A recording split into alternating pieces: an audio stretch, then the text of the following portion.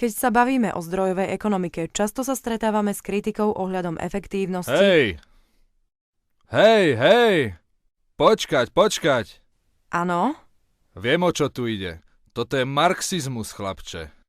Stalin zabil pre takéto myšlienky 800 miliárd ľudí. A ty to chceš zaviesť znovu? Môj otec zomrel v Gulagu. Moment. Komunista.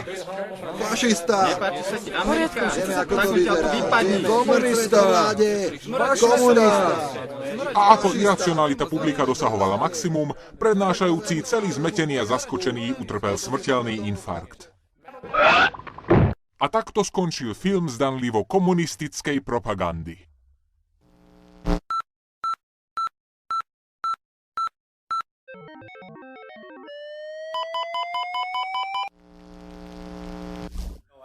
Rozprával som sa o tomto s ľuďmi z rôznych mimovládok, organizácií ako je Rímsky klub a podobne. Prvé, čo povedia, marxista.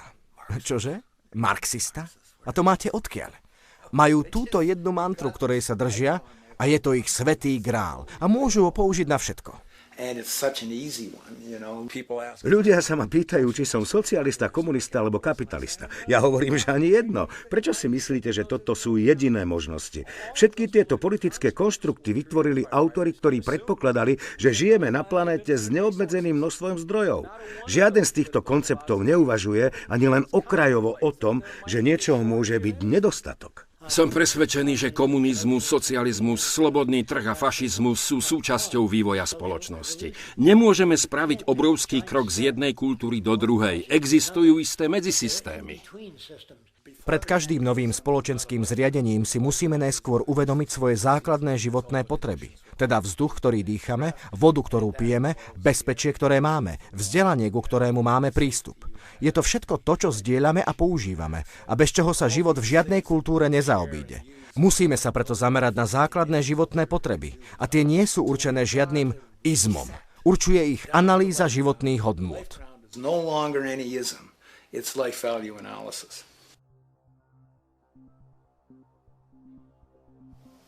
Je historicky dokázané, že dominantná intelektuálna kultúra akejkoľvek spoločnosti odráža záujmy dominantnej skupiny danej spoločnosti.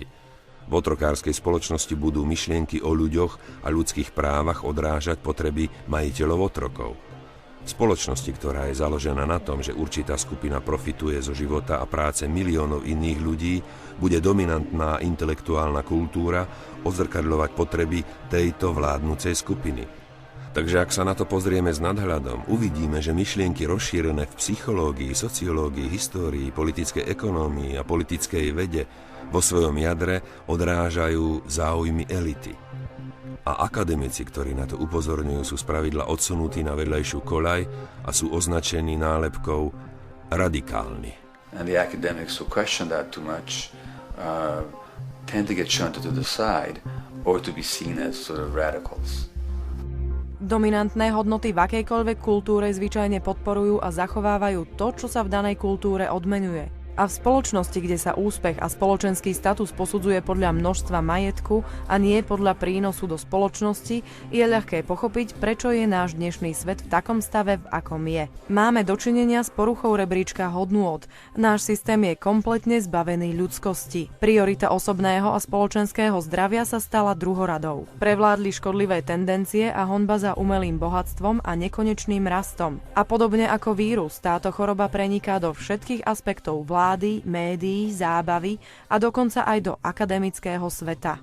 Tento systém má navyše v sebe zabudované mechanizmy na svoju ochranu pred čímkoľvek, čo by ho mohlo napadnúť. Prívrženci monetárno-trhového náboženstva, títo samozvaní strážcovia súčasného stavu vecí sa neustále vyhýbajú akejkoľvek myšlienke, ktorá by mohla narušiť ich vieru.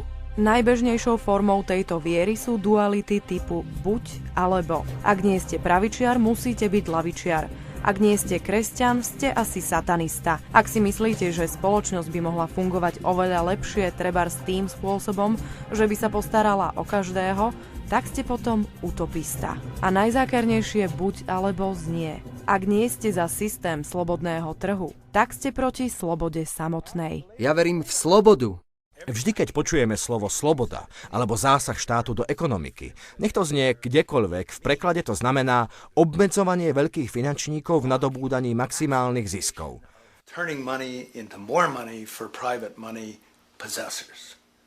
Je to vždy o tomto. Vravia, potrebujeme viac produktov pre ľudí, oslobodenie od tyranie a podobne. Vždy, keď toto počujete, môžete si to vnútorne preložiť, aby ste zistili, o čo v skutočnosti ide. Myslím, že tento preklad bude sedieť v každom jednom prípade, keď tieto frázy zaznejú. V určitom zmysle to môžeme nazvať syntax. Vládnúca syntax poznatkov a hodnôt. Ľudia si to ani neuvedomujú, často povedia, ale ja som to takto vôbec nemyslel. No faktom je, že to tak myslel. Je to podobné, ako keď pri rozprávaní používate gramatiku. Sú to pravidlá, ktoré dodržiavate bez toho, aby ste si ich uvedomovali. To, čo tu máme dnes, by sa dalo nazvať syntaxou prevládajúcich hodnôt. Vždy, keď začujete slová ako zásah štátu, nedostatok slobody, sloboda pokrok alebo rozvoj, môžete ich dekódovať a prísť na to, o čo im vlastne ide. Keď sa niekde objaví slovo sloboda, býva často v jednej vete spolu so slovom demokracia. Je neuveriteľné, koľko ľudí dnes stále verí, že majú významný vplyv na to, čo robí ich vláda. Zabúdajú však na samotný charakter systému, že všetko v ňom je na predaj. Jediný hlas, ktorý sa počíta, je hlas peňazí. A je úplne jedno, ako silno kričia aktivisti o etike a zodpovednosti. V trhovom hospodárstve je na predaj každý politik, každý zákon a teda aj každá vláda. Vidíme, ako sa bankám poskytne $20 biliónov, čo sa začalo v roku 2007, pričom za takú sumu by sa dala prebudovať globálna energetická infraštruktúra na plne obnoviteľné zdroje. Namiesto toho však peniaze poputovali inštitúciám, ktoré nerobia vôbec nič, čo by pomáhalo spoločnosti. Inštitúciám, ktoré by sme mohli zrušiť hneď zajtra a nič by sa nestalo. A napriek tomu stále pretrváva slepá viera, že politika a politici sú tu pre verejné dobro. Politika je biznis, taký istý ako každý iný v trhovom hospodárstve. Politici sa predovšetkým starajú o svoje vlastné záujmy. I don't really, honestly, deep down believe in political action. I think the system contracts and expands as it wants to. It accommodates these changes. I think the civil rights movement was an accommodation on the part of those who own the country. I think they see where their self-interest lies. They see a certain amount of freedom seems good, an illusion of liberty. Give these people a voting day every year so that they'll have the illusion of meaningless choice. Meaningless choice that we go like slaves and say, "Oh, I voted." The limits of debate in this country are established before the debate even begins, and everyone else is marginalized. They're made to seem either to be communists or some sort of disloyal person. A kook, there's a word. And now it's conspiracy. Say, they've made that something that should not be even entertained for a minute, that powerful people might get together and have a plan. Doesn't happen. You're a kook. You're a conspiracy buff. Zo všetkých týchto obranných mechanizmov súčasného systému sa dva opakujú znovu a znovu. Prvým je presvedčenie, že za materiálny rozvoj, ktorý vidíme na našej planéte, vďačíme tomuto systému. Nevďačíme. Existujú dve kľúčové príčiny, ktoré vytvorili a zvyšovali tzv. Bohatstvo a populačný rast, ktorý dnes vidíme. Po prvé, exponenciálne zlepšenie výrobných technológií, teda vedecká vynaliezavosť. Po druhé, objav bohatého zdroja uhľovodíkovej energie, ktorá je momentálne základom pre celý socioekonomický systém. Systém slobodného trhu, kapitalistický monetárny systém trhu, akokoľvek ho nazveme, pravdou je, že sa akurát tak zviezol na vlne týchto výdobytkov, dodal chybný motivačný systém a chaotickú, nespravodlivú metódu zužitkovania a rozdelenia produktov týchto dvoch výdobytkov. Druhou obrannou metódou sú útočné sociálne predsudky, ktoré sú výsledkom dlhých rokov propagandy. Tá sa pozerá na akýkoľvek iný spoločenský systém ako na cestu k tzv. Tyranii. Spomína rôzne mená ako Stalin, Mao či Hitler a vymenúva, koľko ľudských obetí mali na svedomí. Nuž, nech boli títo muži akokoľvek despotickí. Keď si vezmeme, koľko ľudí zomiera pri systematických dennodenných masových vraždách, nič v histórii sa ani zďaleka nedá porovnať s tým, čo tu máme dnes. Hladomory, pri najmenšom tie v minulom storočí, neboli spôsobené nedostatkom potravy. Mala ich na svedomí všeobecná chudoba. Ekonomické zdroje boli rozdeľované tak nerovnomerne, že chudobní ľudia skrátka nemali peniaze, aby si kúpili jedlo, ktoré by im ale bolo dostupné, ak by si ho mohli dovoliť zaplatiť. To je príklad tzv. Štrukturálneho násilia. Iný príklad. V Afrike a v iných oblastiach zomierajú desiatky miliónov ľudí na AIDS. Prečo vlastne zomierajú? Nie preto, že nevieme, ako AIDS liečiť. Milióny ľudí z AIDS v bohatých krajinách žijú pozoruhodne dobre, pretože majú lieky, ktoré túto chorobu liečia. Afričania, ktorí zomierajú na AIDS, nezomierajú kvôli vírusu HIV. Zomierajú preto, lebo nemajú peniaze, za ktoré by si mohli lieky kúpiť. Uvedomoval si to aj Gandhi. Raz povedal, najsmrteľnejšou formou násilia je chudoba. A to je úplná pravda. Chudoba zabíja ďaleko viac ľudí, ako všetky vojny v dejinách. Viac ako všetky vraždy v dejinách a viac ako všetky samovraždy v dejinách.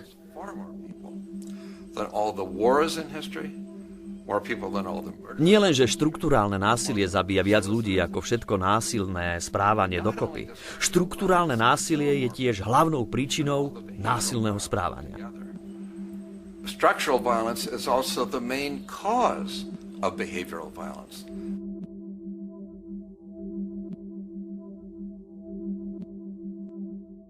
Ropa je základom ľudskej civilizácie na celom svete. V každej kalórii, ktorú v našom industrializovanom svete skonzumujeme, je 10 kalórií uhľovodíkovej energie, teda ropy a zemného plynu. Priemyselné hnojivá sú vyrobené zo zemného plynu, pesticídy zase z ropy. Ropou poháňané stroje sadia, orú, zavlažujú, žnú a dopravujú a balia. Jedlo sa balí do plastov a všetky plasty sú z ropy. V každej pneumatike je minimálne 26 litrov ropy. Ropa je všade prítomná a je to len vďaka rope, že tu dnes máme takmer 7 miliárd ľudí, ktorí momentálne žijú na tejto planéte.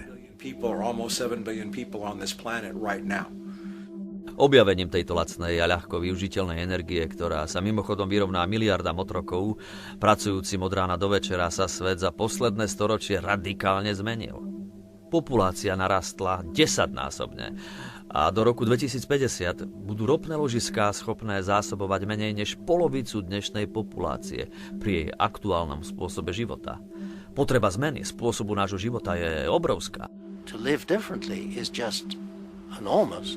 Svet dnes spotrebuje 6 barelov ropy za rovnaký čas, ako vyťaží 1 barel. Pred 5 rokmi to boli len 4 barely na 1 vyťažený. Na budúci rok spotrebujeme 8 barelov. To, čo ma znepokojuje, je nedostatok akejkoľvek reálnej snahy vlád po celom svete a tiež priemyselných lídrov niečo zmeniť. Máme tu síce sem tam pokusy o využívanie trebárs, vetra alebo energie z morských vln. Sú tu aj pokusy zvýšiť efektivitu našich automobilov, ale nič nenasvedčuje tomu, že by sa v tomto smere blížila nejaká revolúcia. Sú to všetko len drobnosti. Myslím, že toto je poriadne desivé.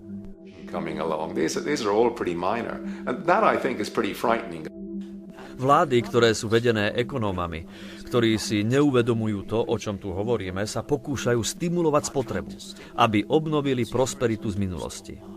Dúfajú, že môžu vzkriesiť minulosť. Tlačia stále viac a viac peňazí bez akéhokoľvek krytia. Ak aj príde k zlepšeniu a oživeniu ekonomiky a vráti sa späť slávny rast, bude to len nakrátko, rádovo na zo pár mesiacov, ani nie rokov. A potom systém narazí na bariéru fyzických zásob. Príde ďalší cenový šok a ešte väčšia recesia. Myslím, že nás čaká séria začarovaných kruhov. Takže najprv ekonomický rast, cenový vrchol, potom všetko spadne dolu. To je to, čo máme dnes. Potom to začne opäť stúpať, ale my už nemáme schopnosť získavať lacnú energiu. Sme na vrchole ropného zlomu. Produkcia bude už len klesať. A žiadnym spôsobom nedostaneme ropu zo zeme rýchlejšie ako doteraz, čo znamená, že sa veci zastavia a cena ropy spadne. To sa stalo na začiatku roku 2009, ale potom prišlo oživenie. Cena ropy sa opäť začala vracať na pôvodné úrovne. Nedávno bola okolo $80 za barel a vidíme, že dokonca aj pri tejto relatívne dobrej cene majú ľudia kvôli finančnému a ekonomickému kolapsu problém si túto cenu dovoliť. Svetová produkcia ropy je momentálne okolo 86 miliónov barelov za deň. V priebehu nadchádzajúcich 10 rokov bude treba niečím nahradiť zhruba 14 miliónov barelov ropy denne. A nemáme po ruke nič, čo by pokrylo čo len 1% z takéhoto dopytu po energii. Ak niečo dostatočne rýchlo neurobíme, čaká nás obrovský nedostatok energií. Myslím, že bolo veľkou chybou, že už pred 10 rokmi sa nepochopila potreba spoločného úsilia, potrebného na vybudovanie dlhodobo udržateľných foriem energie. Považujem to za niečo, na čo sa deti našich detí budú pozerať s nemým úžasom, štýlom: vedeli ste, že ropa je obmedzená surovina. Ako ste mohli pre Boha vybudovať ekonomiku na niečom, čo sa jedného dňa jednoducho minie? How could you possibly have built your economy around something which was going to disappear? Prvýkrát v ľudskej histórii čelí ľudská rasa vyčerpaniu základnej suroviny, ktorá je kľúčová pre náš momentálny systém prežitia. A vtip celej veci je v tom, že aj napriek tomu, že ropa dochádza, ekonomický systém bude bezhlavo a slepo tlačiť a presadzovať zhubný model neustáleho rastu. Aby ľudia mohli kupovať autá so spaľovacími motormi, aby vytvárali HDP a pracovné miesta, čím úpadok len zintenzívnia. Existujú riešenia, ktoré by nahradili našu uhľovodíkovú ekonomiku? Samozrejme, že áno. Ale k uskutočneniu týchto zmien nedôjde prostredníctvom mechanizmov a protokolov trhového systému, keďže dnes nie je možné presadiť akékoľvek riešenie inak, než cez mechanizmus zisku. Ľudia neinvestujú do obnoviteľných zdrojov energie, pretože sa na tom nedá zarobiť, či už z krátkodobého alebo dlhodobého hľadiska. Zrealizovať niečo také sa dá iba za cenu veľkých finančných strát. A keďže vo svete peňazí neexistuje pre takýto krok žiadna finančná motivácia, nič sa v tomto smere neurobí. A koniec koncov, ropný zlom je iba jedným z mnohých vynárajúcich sa následkov ekologicko-sociálneho rozvratu, ktorý dnes naberá na obrátkach. Klesá aj množstvo pitnej vody, samotného jadra našej existencie. Nedostatok vody momentálne pociťuje asi 2,8 miliardy ľudí a tento nedostatok postupuje v takom tempe, že do roku 2030 to budú 4 miliardy. Produkcia potravín. Orná pôda, na ktorej sa pestujú plodiny, z ktorých dnes pochádza 99,7% potravín, sa ničí asi 40 krát rýchlejšie, ako sa stíha obnovovať. Za posledných 40 rokov sa asi 30% ornej pôdy stalo neúrodnou. Nehovoriac o tom, že uhľovodíky sú základom poľnohospodárstva. A s úpadkom tohto odvetvia poklesne aj zásoba potravín. Čo sa týka zdrojov všeobecne, tak pri dnešnej úrovni spotreby budeme v roku 2030 potrebovať 2 planéty, aby sme v tomto tempe mohli pokračovať. Sme taktiež svedkom nepretržitého ničenia život podporujúcej biologickej rôznorodosti, vymierania druhov a environmentálnej destabilizácie celej planéty. A spolu so všetkými týmito úpadkami v rôznych oblastiach tu máme takmer exponenciálny rast populácie. Do roku 2030 môže byť na planéte viac ako 8 miliárd ľudí. Iba produkcia energie by sa musela zvýšiť o 44%, aby pokryla takýto dopyt. A keďže peniaze sú jediným iniciátorom konania, myslíte, že si nejaká krajina na svete bude môcť dovoliť masívne zmeny potrebné na revolúciu v poľnohospodárstve, vodohospodárstve, vo výrobe energie a podobne? To všetko v čase, keď globálna pyramída dlhov pomaly ale isto vrhá celý svet do recesie a nakoniec pohľad zo širšej sociálnej perspektívy. Od roku 1970 do roku 2010 sa miera chudoby na planéte kvôli tomuto systému zdvojnásobila. Vzhľadom na momentálny stav vecí, skutočne si myslíte, že nás čaká niečo iné, ako ešte viac chudoby, utrpenia a hladovania?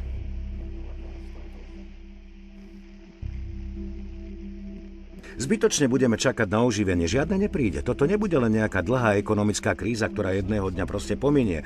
Myslím, že čoskoro uvidíme okrem ďalších ekonomických kolapsov aj rozsiahle občianske nepokoje, ktoré nastanú vtedy, keď štáty prestanú platiť nezamestnaným podporu, pretože na to už jednoducho nebudú peniaze. Ako náhle sa situácia zhorší do takej miery, že ľudia stratia dôveru vo svojich volených predstaviteľov, začnú požadovať zmenu, ak sa dovtedy navzájom nepozabíjame alebo si nezničíme prostredie. Obávam sa, že sa môžeme dostať do bodu, odkiaľ už nebude cesty späť. A toho sa bojím zo všetkého najviac. Musíme urobiť všetko, čo je v našich silách, aby sme sa tomu vyhli. Nachádzame sa na pokraji obrovskej zmeny v histórii ľudstva. Čelíme dnes najzásadnejšej zmene spôsobu života ľudí za posledné storočie. Medzi ekonomikou a zdrojmi tejto planéty musí existovať vzájomný vzťah, pričom zdrojmi sú samozrejme všetky zvieratá a rastliny, zdravie oceánov a všetko ostatné. Zovretie monetárneho systému nepovolí dovtedy, kým nezabije posledného človeka. Tí hore urobia všetko preto, aby sa udržali pri moci a to musíme mať vždy na pamäti. Použijú armádu, námorníctvo, klamstvá, čokoľvek, aby si udržali svoje postavenie a moc. Nevzdajú sa len tak, pretože nepoznajú iný systém, ktorý by zachoval ich nadvládu.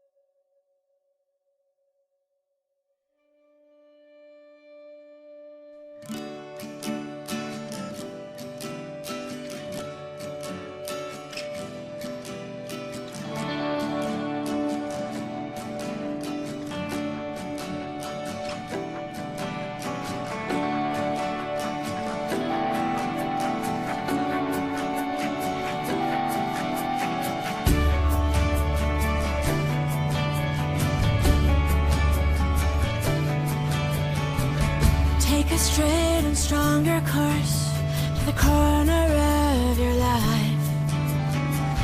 Just remember that the goal is for us all to capture all we want. We have to don't surrender. yourself. Move on back to squares. Send an instant karma to me, and I shall live with love and care for yourself. 'Cause it's time and time with your time, and its news is captured.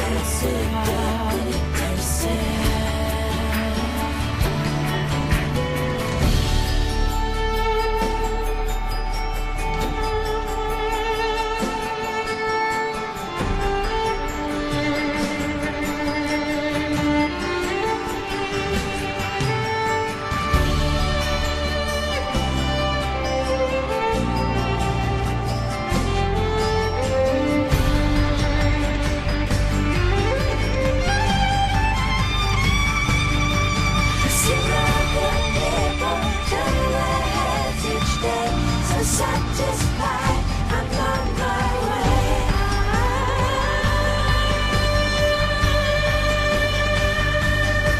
I see other people turn their heads each day, so satisfied.